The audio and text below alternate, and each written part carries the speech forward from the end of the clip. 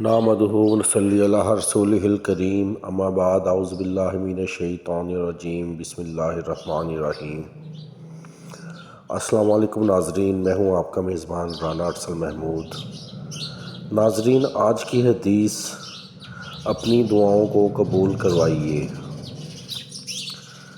اے اللہ، میں اپنی حاجت تجھ سے مانگتا ہوں۔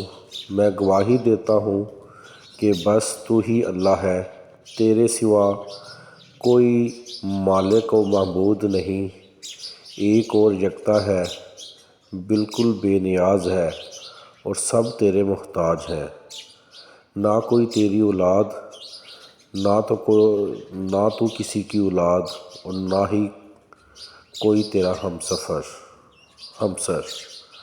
رسول اللہ صلی اللہ علیہ وآلہ وسلم نے جب اس بندے کو یہ دعا کرتے سنا تو فرمایا کہ تو نے اللہ سے اس کے اسم اعظم کے وسیلے سے دعا کی ہے کہ جب اس کے وسیلے سے مانگا جائے تو وہ دیتا ہے، اور جب اس کے وسیلے سے دعا کی جائے تو وہ دعا قبول کرتا ہے۔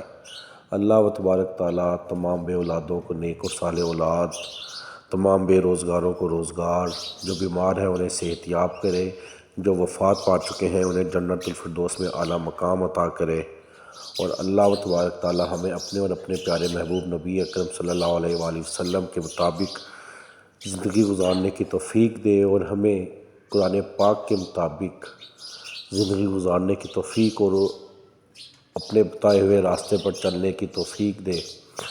اللہ تبارک تعالیٰ تمام امت مسلمہ اور خاص کر کے ہمارے ملک پاکستان کی حفاظت فرمائے، آمین۔